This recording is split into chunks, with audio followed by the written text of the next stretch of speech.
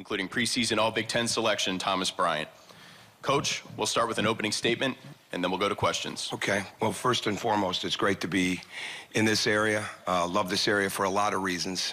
And the fact that the Big Ten is such a huge part of it now with the success that Maryland has had over the many years that made them such an attractive part of adding them to the Big Ten means that much more. It's a great area to visit, certainly a great area to recruit, and it's going to be a lot of fun to play the conference tournament here. And the success Maryland has had and is having, it continues to have a lot to do with things like that. I think Mark is one of the best coaches in the country, not only the Big Ten, but in the country. I think their team continues to get better and better with his leadership and the way that they play. And I think he's been a fantastic addition to this league. Before we get into our team, I'd like to welcome, on behalf of Indiana, Steve Peichel to the Big Ten.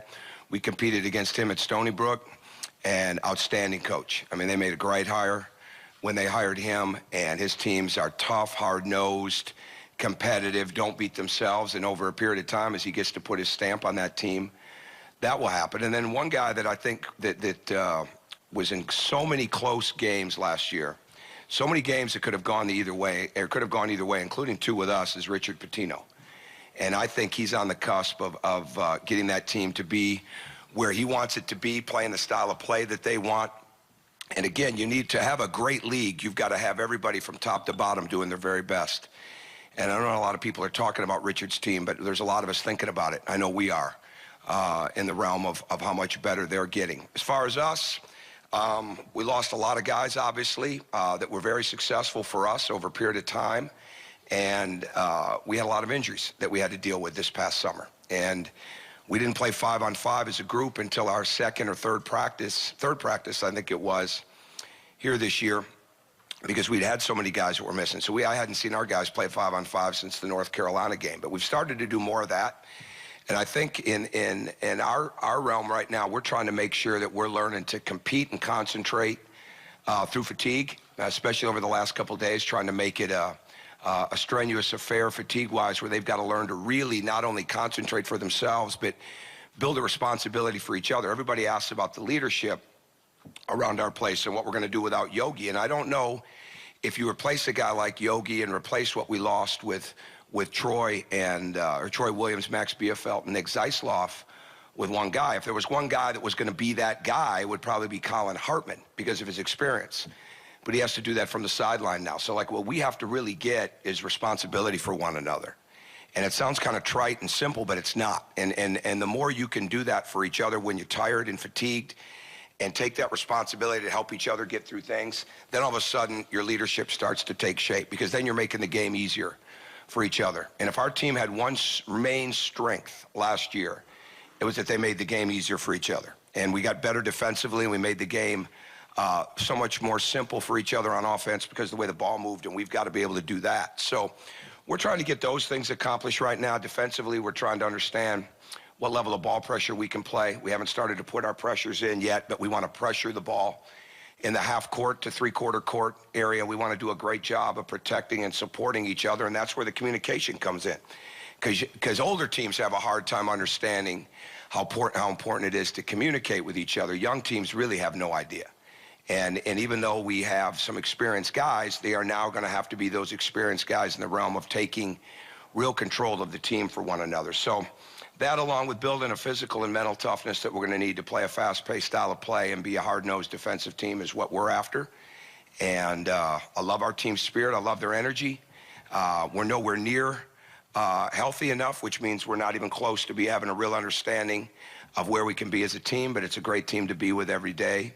And we're trying to run our own race. And I think that's the most important thing that these guys can understand, is that you don't pick up from where you left off. You build on where you were at. And it's constantly a new challenge every day to get that understood. But we're definitely working at it. So go ahead.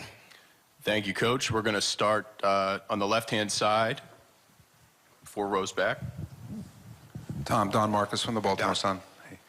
Can you talk about Thomas Bryant's decision to come back, and in terms of the maturity that showed, as well as the fact that he and guys like Melo Trimble and Swanigan are back in the league after flirting with, or those two flirting with the NBA? Well, when it comes to running your own race, Thomas is a great example of that because he had to do what was absolutely going to be best for his long-term career. And I don't think he made a short-term decision. He made a long-term decision. And you can talk to him more in depth about it, but it really wasn't that hard of a decision for him. He's a very honest person and what he needs to get better at.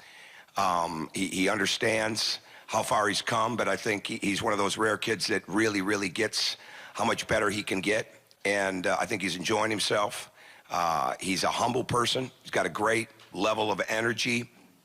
And he's still, he's very young. He just turned 19, 2 months ago. But bottom line is he's really got an old soul. He really does. He's great with his teammates and loves the gym and really, really wants to have a long-term career. And there's really no reason when he leaves Indiana that he shouldn't have an extremely long career at the next level. I'm going to go same area, one row behind. Terry Hutchins, CNHI Sports Indiana. Terry. Coach, you mentioned Yogi and replacing him from a leadership standpoint, but can you tell us how the first couple of weeks of finding a new point guard and how that competition's been going? Well, it's not as much about that. To me, the point guard is going to be the guy that after the made basket gets the ball on the break and can make the best decisions, advance it with the dribble or the pass, can score at the rim, score in a pull-up situation, hit a three, get into a ball screen, those type of things. And then everything else has got to be free-flowing so that the decision-making process for us is really on that break. After missed baskets, it's really the majority of the guys that we have should be able to bust out with the ball. That's why we work so hard at developing their skills and treating the forwards just like the guards when we do our breakdown work. But we'll be a little different offense, and I think the most important thing is not to find that one or two guys that are just going to set it up and control the tempo, but have a team of guys that understand how to make the game easier. Again, it's building skill. Juwan Morgan at the end of the year when Rob Johnson was hurt was our backup point guard, and it's as a 6'8" freshman. Now, he's not been healthy enough to do anything of live contact yet. We're probably a week to 2 weeks away from that. But really with the three juniors that we have in Josh Newkirk, James Blackman, Rob Johnson, with the two freshmen we have in Curtis Jones, Devontae Green, it's a matter of the ball moving and having them really make the reads and decisions for one another that are so important, build confidence in their own games before we start having them really. We put very few plays in. We put very, very little offense in other than concepts, and spent much more time on defense this year and getting that acclimated with the commitment level you have to the talk and to the help. So that's going to take some time for us, but I haven't been displeased with anybody. Everybody's had certain days where they've been really good, and no one's had a day where they've not been good. We've got time for one more question. Let's go left-hand side.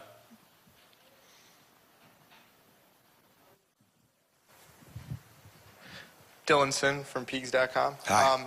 I was wondering, you have Kansas and North Carolina in your schedule in the first few weeks. Can you tell us a little bit about what that's going to tell you about your team and how that's going to prepare you for the Big Ten season? That's very poor scheduling. I mean, there's no question about that, especially the Kansas game.